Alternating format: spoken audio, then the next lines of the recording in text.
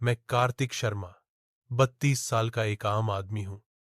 मुंबई में रहता हूं अपनी माँ, बीवी और छोटी बेटी के साथ। जिंदगी सिंपल है। सुबह 8 बजे ऑफिस, शाम 7 बजे लोकल ट्रेन और रात को छोटी सिया का पापा स्टोरी सुनाओ। कई लोग कहते हैं लाइफ बोरिंग हो गई है। मुझे लगता है बोरिंग नहीं, शांत हो गई है। हम सब एक ही घर में रहते हैं पर बात कम करते हैं। माँ अपने फोन पे भजन सुनती है, बीवी इंस्टाग्राम स्क्रॉल करती है, मैं न्यूज़ देख लेता हूँ और सिया कार्टून। बस इतनी सी जिंदगी। एक दिन शाम को मैं घर आया, थोड़ा लेट था, ट्रेन लेट हो गई थी। घर आते ही देखा माँ छत पर बैठी हैं अकेली। मैं बोला, माँ, आप नीचे क्यों नहीं आई? उन्होंने बस मुस्कुरा के कहा, बस थोड़ा हवा खा रही थी बेटा। उनकी आंखों के नीचे हल्का सा लालपन था। मुझे लगा शायद एलर्जी होगी। उस रात जब मैं उनके कमरे के पास गया तो सुना वो चुपके से रो रही थी। मुझे समझ नहीं आया क्यों। अगली सुबह बीवी ने कहा, कार्तिक, मम्मी थोड़ा अलग बिहेव कर रही हैं आजकल।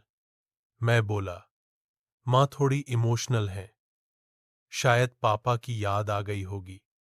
पापा को गुजरे 5 साल हो गए थे, पर माँ ने कभी ऐसा नहीं दिखाया था। उस दिन मैं माँ के पर्स में कुछ ढूंढ रहा था दवाइयों के लिए, तब एक पुराना लिफाफा मिला। उस पर लिखा था, कार्तिक के लिए, जब तुम सचमुच सच्चाई जानना चाहो तो खोलना। मेरे हाथ थोड़े से कांप गए। मैंने सोचा अभी नहीं पढ़ता, लेकिन जिज्ञासा ने चैन तोड़ दी। मैंने लिफाफा खोला। अंदर सिर्फ एक छोटी सी तस्वीर थी, मेरी माँ, एक छोटी लड़की और एक आदमी जो मेरे पापा नहीं थे। तस्वीर के पीछे लिखा था, तुम्हारा सच इस छोटी लड़की में छुपा है। मेरा दिमाग हिल गया। मुझे लगा माँ के किसी दोस्त की तस्वीर होगी, पर जब ध्यान से देखा वो लड़की बिल्कुल मेरी माँ जैसे लग रही थी। मुझे समझ नहीं आया ये माँ का बचपन का रहस्य है या कुछ और। उस रात मैं सो नहीं पाया। दिल में एक अजीब सा डर था। अगर माँ कुछ छुपा रही हैं तो क्यों? उस रात तस्वीर मेरे हाथ में थी, पर जवाब मेरे पास नहीं था। मैं माँ के कमरे के बाहर खड़ा था, दरवाजा खोलने के लिए बस एक कदम दूर, पर फिर सोचा नहीं, सुबह बात करूंगा। रात का वक्त सच जानने के लिए हमेशा गलत होता है। अगली सुबह माँ नाश्ता बना रही थी जैसे कुछ हुआ ही नहीं, पर उनके हाथ थोड़े कांप रहे थे। मैंने कहा, माँ, ये फोटो क्या है? वो एक सेकंड के लिए रुक गई, फिर हल्का सा मुस्कुरा के बोली, किस फोटो की बात कर रहा है तू बेटा? मैंने फोटो उनके सामने रख दी। उनकी आंखें भर आईं। उन्होंने स्टोव बंद किया और आह भरी, कार्तिक, ये वो सच है जो मैं कभी किसी को बताना नहीं चाहती थी। मुझे लगा कोई भावनात्मक कहानी होगी पापा के बारे में, पर माँ ने जो बोला उसने मेरी पूरी सोच हिला दी। ये फोटो मेरे और तेरी दीदी की है, माँ ने कहा। मैं हैरान था। दीदी? कौन सी दीदी माँ? मुझे तो कोई दीदी नहीं है। माँ कुछ सेकंड तक चुप रही, फिर बोली, थी बेटा, थी। तुम पैदा हुए उसके 1 साल बाद। उसका नाम था मीशा। मुझे लगा माँ भावुक हो गई है। मैंने कभी सुना ही नहीं था मिशा के बारे में। माँ ने कहा, तेरे पापा के एक्सीडेंट के कुछ महीने पहले मिशा बीमार पड़ गई थी। उसको एक दुर्लभ रक्त विकार था। हमने सब कुछ बेच दिया, लेकिन उसका इलाज पूरा नहीं कर पाए। मैं चुप था। दिल में एक ठंड सी बैठ गई। उस दिन जब मीशा चली गई, मैंने उसके सारे फोटो छुपा दिए। मुझे लगता था अगर मैं उन्हें देखती रही तो कभी जी नहीं पाऊंगी। माँ रो पड़ी। और मैं चाहती थी कि तू कभी उस दर्द को न जाने, इसलिए मैंने तुझे कभी नहीं बताया। मैं माँ के पास गया, उनके हाथ पकड़ लिए। माँ, मुझे तो लगा आप कुछ गलत छुपा रही हैं, पर आप तो सिर्फ दर्द छुपा रही थी। माँ ने आंसुओं के बीच मुस्कुरा के कहा, बेटा, हर माँ के पास एक कहानी होती है जिसे वो अपने बच्चों से छुपाती है ताकि उनकी दुनिया थोड़ी कम दर्दनाक रहे। वो पल मेरी जिंदगी का सबसे इमोशनल मोमेंट था। मैं समझ गया, माँ ने अपना सब कुछ हमारे लिए छुपाया, अपना दुहक, अपना गिल्ट, अपनी याद। उस दिन के बाद घर बदल गया। मैं और बीवी माँ के साथ ज्यादा वक्त बिताने लगे। सिया को भी माँ से एक और कहानी मिल गई, मिशा वाली कहानी। हर रात माँ उसे कहती, तेरे पापा के घर में एक परी थी जिसका नाम मिशा था और उसकी याद हम सबके दिल में रहती है। सिया हर बार कहती, मैं भी मिशा जैसी अच्छी बनूंगी, और माँ के चेहरे पर फिर वो पुरानी चमक आ जाती थी। कई महीने बाद मैंने माँ से पूछा, माँ, वो लिफाफा आपने मेरे नाम क्यों रखा था? उन्होंने कहा, क्योंकि मुझे पता था एक दिन तू मैच्योर हो जाएगा और सच के साथ जीना सीख लेगा। उस दिन मुझे समझ आया, हर परिवार के अंदर एक साइलेंट चैप्टर होता है। कुछ लोग उसे भूल जाते हैं, कुछ उसे छुपाते हैं और कुछ उसे समझ जाते हैं। मैंने माँ से कहा, माँ, अब से कोई फोटो छुपाने की जरूरत नहीं।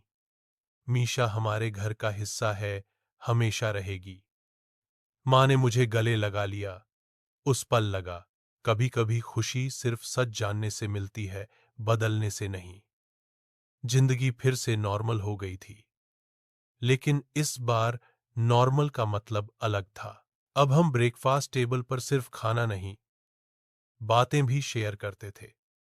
सिया अपनी स्कूल की कहानियां सुनाती थी, बीवी अपने ऑफिस के इंसिडेंट्स, और माँ अपनी यादों के टुकड़े हंसी के साथ।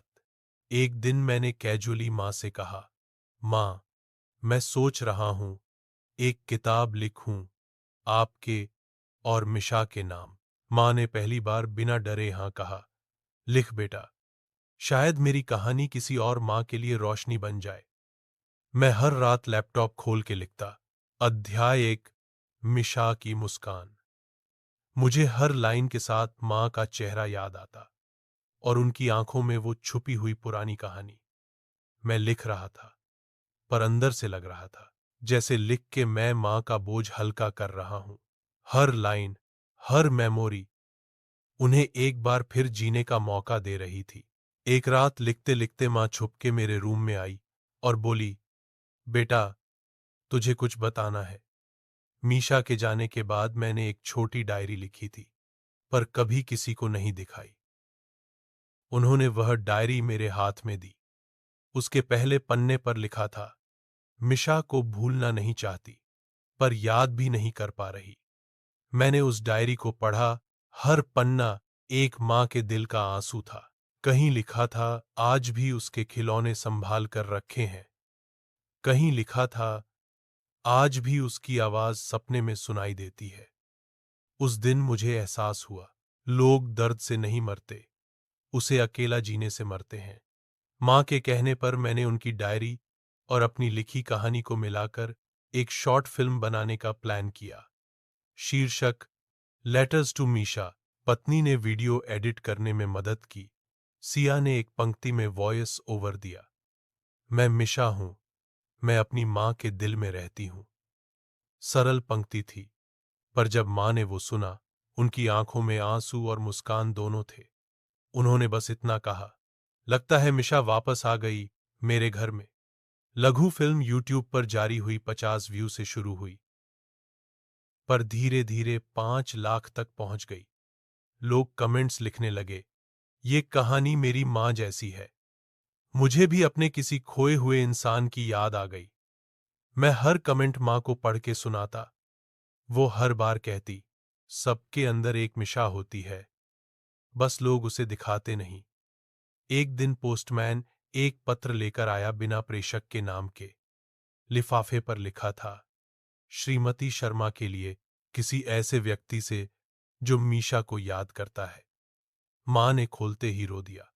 अंदर लिखा था, मैं शालिनी हूं, वही डॉक्टर जिन्होंने मीशा का इलाज किया था। मुझे आपका वीडियो मिला। आज मैं एक बच्चों का एनजीओ चलाती हूं। अगर आप चाहें तो मीशा के नाम पर एक मुफ्त इलाज फंड शुरू करते हैं ताकि कोई माँ अपनी मीशा न खोए। माँ ने बिना सोचे हाँ कहा और कुछ महीने बाद मीशा स्माइल फाउंडेशन बन गया। अब हर रविवार हम सब मिलकर फाउंडेशन जाते हैं। छोटे बच्चों के लिए ड्राइंग प्रतियोगिता, गायन और माँ उन्हें कहानी सुनाती थी, मिशा वाली कहानी। एक दिन एक छोटी लड़की ने माँ के गले लग के कहा, आंटी, मैं मिशा बनना चाहती हूँ जो सबको हंसा सके। उस पल माँ रो पड़ी, लेकिन इस बार वो आंसू दुहक के नहीं गर्व के थे। 1 साल बाद मिशा स्माइल फाउंडेशन की उद्घाटन वर्षगांठ थी। मैं मंच पर गया और बोला, मैं कार्तिक शर्मा हूं और यह कहानी मेरी मां की नहीं, बल्कि हर उस मां की है जिसने खुद के दर्द को छुपाकर दुनिया को खुश करना सिखाया।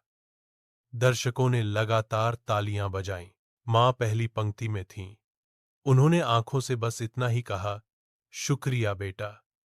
मैंने उनके पास जाके कहा, मां, अगर आप नहीं होती तो मैं कभी समझ ही नहीं पाता कि रियल लाइफ स्टोरी लिखी नहीं जाती, जी जाती है। आज 3 साल हो चुके हैं। माँ अब भी हर शाम छत पे जाती हैं, लेकिन अब अकेली नहीं, सिया भी साथ होती है। दोनों मिलके आसमान के तारों को काउंट करती हैं और कहती हैं, देखो, वो सबसे ब्राइट तारा, वही तो मीशा है। माँ का चेहरा अब हमेशा चमकता है। उनके कमरे में अब एक नई फोटो फ्रेम लगी है। माँ, पापा, मीशा, मैं, बीवी और सिया, एक पुरानी और एक नई फैमिली एक साथ। कभी कभी मैं रात को डायरी पढ़ता हूं और सोचता हूं, कहानियां सिर्फ लिखने के लिए नहीं होती। कुछ कहानियां जिंदगी को जीने का तरीका सिखा जाती हैं।